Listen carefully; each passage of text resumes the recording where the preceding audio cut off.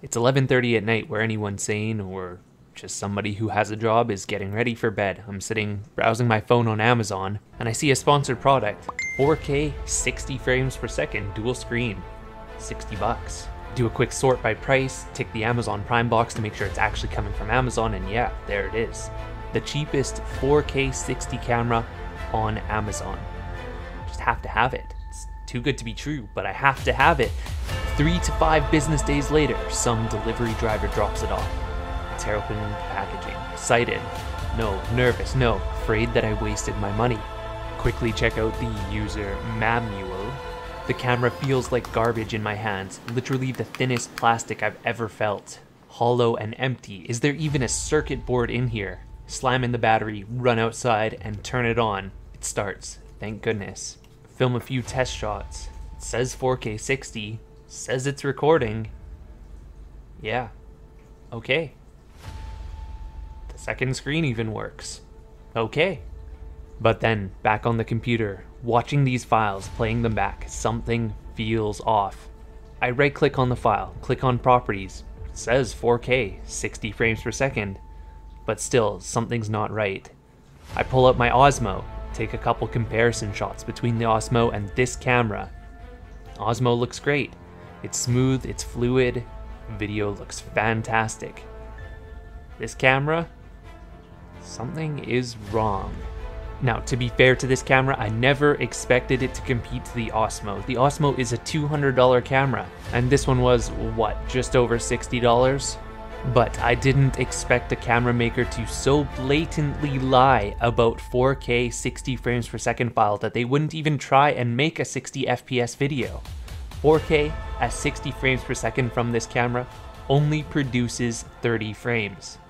Now, before I continue with this review, please double check your settings on your YouTube app. This is one of the few reviews I've uploaded at 60 frames per second, and if you can, I suggest choosing one of the 60 frames per second modes in the YouTube player, otherwise a lot of this might not make sense. Did you do that? Well, okay, here goes. This is a sample clip from the DJI Osmo Action, just to set the precedent of what is a true 4K 60 file. And now here is a clip from this no-name, supposedly 4K 60 camera. DJI Osmo Action again. And no-name 4K 60 camera. Ignoring all other facets that creates a difference between these two cameras, such as color balance, detail, you know, those other things that make video quality, the frame rate is just not there. And it becomes apparent when you're trying to edit these video files.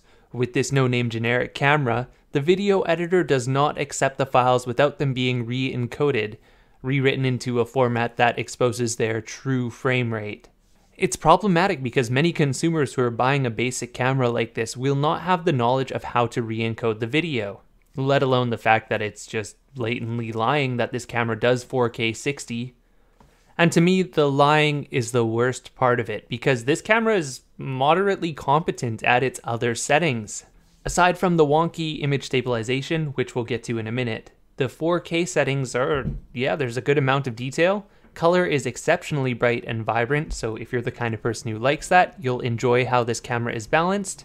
1080p 60, as with most of these cheap action cams, is kind of a write-off, but 1080p 30 is overall relatively competent, so long as you have exceptionally bright daylight. The second it starts to get dark or even overcast in some cases, this camera sucks. There's no other way to put it. I think in part the poor low light performance is due to the aggressive and overstated HDR that this camera processes. The camera really tries to up the exposure in the shadows, as you can see here in this sunny scene where the trees should be a lot closer to black. There's really no way around this either, as there is no setting for HDR or WDR or really any color settings in the camera. It's kind of what you see is what you get. Next up, let's check out some audio and low light samples. Now these two action cams are mounted side by side, and here is a quick walk and talk comparison at 4K 30 frames per second. This is just to compare the audio quality and video quality between the Victure AC960, which is a $140 action cam, and this cheap $70 no-name action cam. Now these two action cams are mounted side by side, and here is a quick walk and talk comparison at 4K 30 frames per second. This is just to compare the audio quality and video quality between the Victure AC960, which is a $140 action cam, and this cheap $70 no-name action cam. We'll see which one does a little bit better with video and audio quality. I have a feeling it's going to be the Victure because that no-name camera is not particularly good at image stabilization at 4K. We'll see which one does a little bit better with video and audio quality. I have a feeling it's going to be the Victure because that no-name camera is not particularly good at image stabilization at 4K. Nonetheless, this is a good test because these two cameras are fairly competitive in terms of other features.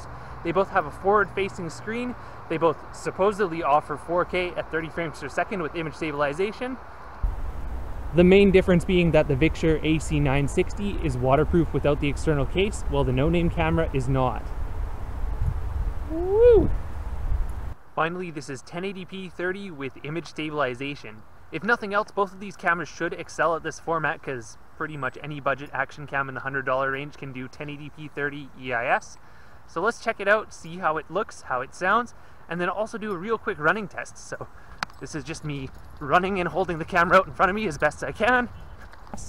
So let's check it out, see how it looks, how it sounds, and then also do a real quick running test. So this is just me running and holding the camera out in front of me as best I can. Whoa. And let's do it once more the other way. I always feel like a goof running with the camera like this, but this is a really good test of the image stabilization since I really struggle to hold my arm steady. There's this issue where you have to unlock the screen in order to stop the camera from recording. However, if you have the camera in front-facing mode, then you don't have to. That's strange. All right. Running test to the tree, and we'll go for a running test back. So this is something I've never seen before. Most cameras, if you tap the start and stop recording button, it'll start and stop recording even after the screen's locked. This one you have to unlock the screen before you can stop it recording. What the heck? Another thing, check out how slow this camera is. The touchscreen itself is pretty responsive, but there's this 1 to 2 second delay when you're changing settings like this. It's just pretty... it's kind of gnarly, honestly. Even switching screens, watch. Okay. See, it thinks about it for a couple seconds before it actually does it. How about some nighttime? Well, that's a little bit better. I had to turn the image stabilization off to get anywhere near usable video. In my backyard here, it is pretty dark. It's not 100% pitch black out yet, though. And this is about what I expect from a camera of this caliber.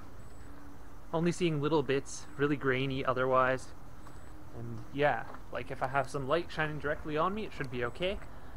But still, looking at some of the other low light from this camera, not very good. Might be a bit hard to tell when I'm just standing here under the street light, but actually it's a lot brighter out than normal when I'm filming these low light segments. And quite frankly, this camera is not very good in low light. Even when it's just the slightest bit cloudy out or the sun is below the horizon, the image starts to get very noisy and very grainy, resulting in poor overall video quality. Right now you're at 4K 30 frames per second and it probably just looks like, I don't know, some old school cell phone from the early 2000s. One other thing about the audio quality I haven't mentioned is that there's this significant rattling noise when the camera is vibrating. So for example, when it's mounted to my bike handlebar, it sounds like this.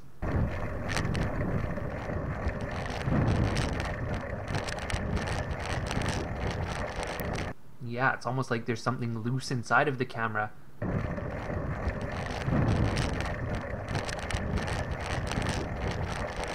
What about that image stabilization bug I talked about earlier? Let's look at that now. So typically when I'm doing these resolution tests, I have the camera mounted onto a tripod, meaning it's not moving. It does not move whatsoever. But look at a close-up from this camera at 4K 30 frames per second. Decent amount of detail, but something's a little bit off. The video is moving. It's wiggling up and down, back and forth, wobbling and worming its way around. This is just another one of those little firmware issues or quality control issues that comes with buying a cheaper action cam. And finally, last thing I really quickly want to touch on here is still photos. With all the things this camera does poorly, the one thing that stands out as extremely good is still images, at least in broad daylight. Even with everything stacked against it, the horrible build quality, the low-end lens, processor from maybe Allwinner, who knows. Despite all of these things that are working against it, in broad daylight, this camera has some of the best still photos I've seen from a budget action cam. That is, at least in terms of details, in terms of highlights and shadows. You may or may not like the color balance, whether you like an oversaturated image, but quite frankly, these just look like they came from a cheap digital camera instead of a knockoff, no-name action cam. The quality of stills this camera produces is such that it makes me think the image processor is actually more geared towards stills than video. The video overall, 1080p 30 is okay, but more or less every other format is kinda garbage. But these stills are acceptable, really good even. Again, once you step into low light, they kinda become garbage, but that's an aside. I wouldn't buy this camera just for the quality of the stills. In fact, I wouldn't recommend buying this camera or the equivalents that I've linked below at all. $20 to $30 more nets a substantially better camera if you can live without the front screen at least. That is the Campark V30 or the Akaso V50X. Or if you can't live without the front screen, I've linked a few more options below. All of those cameras I linked have substantially better build quality, something that feels more robust and reliable, especially the ones that are fully waterproof without the external case. They're also from a brand name that is more, well, I wouldn't say recognizable, but has been around a while, and so more than likely you'll actually get warranty service in the event that your camera fails. Generics like this one come and go off of Amazon all the time as sellers attempt to enter the action cam business, realize there's a ton of competition and not much margin, and then leave. So in the end, if you do buy something like this, you'll be stuck with a subpar camera that is really poorly built and has no after-sales service. So hey, I hope you enjoyed this review, and if you did, you can give it a thumbs up, leave a comment, subscribe to the channel. I appreciate all your support. Special thanks to my Patreon subscribers who help make videos like this possible. It's also where I upload some raw samples from each camera that I review, only about 10 seconds each, but it helps show what the video quality is like without YouTube compression. Take care and see you next time.